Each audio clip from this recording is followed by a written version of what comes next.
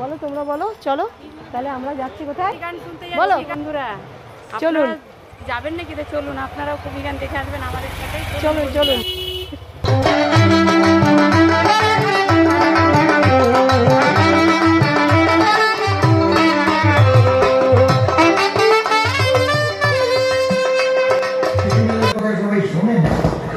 সামনে মারামারি হয়, সবই যদি এমএলএ পারতো তাহলে বিচার হাকিমের কাছে প্রধানমন্ত্রীও সব পারে না, মুখ্যমন্ত্রীও সব পারে না।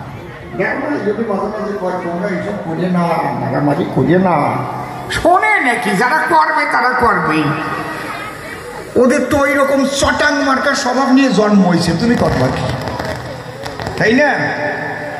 এটা একমাত্র যদি সদ্গুরুর কৃপা লাভ করে, সাধন পথে গেলে পরে মনসংযমের কিছু আসতে, মনসংযমের কিছু পদ্ধতি আছে, সাধন পদ্ধতি, সেগুলো করলে কাম, ক্রোধ, লোভ, মোহ, মদ, মাৎসর্য যে ষড়রিপু, এই রিপুগুলো আস্তে আস্তে দমন হয়। এটা সাধনার দ্বারাই হয়।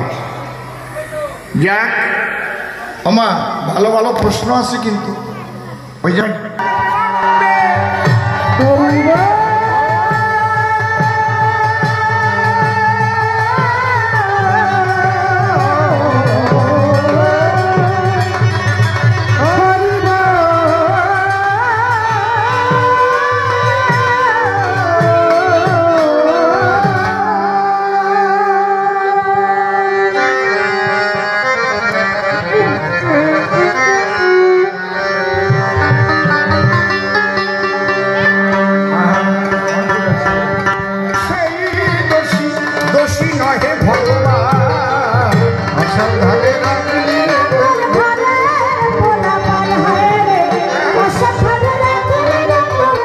স্বামীর স্ত্রীর প্রতি কর্তব্য, পুত্রবধূ শাশুড়ি শ্বশুরের প্রতি কর্তব্য, শ্বশুর শাশুড়ের পুত্রবধূর প্রতি কর্তব্য।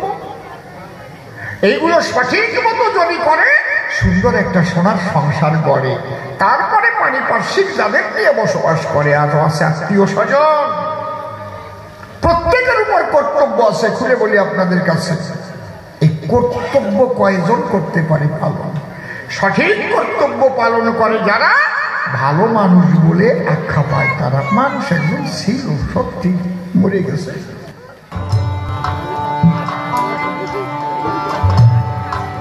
তুমি আমার মায়ের মতো, আমি তোমার সঙ্গে তো বাজে আলোচনা করতে পারি না।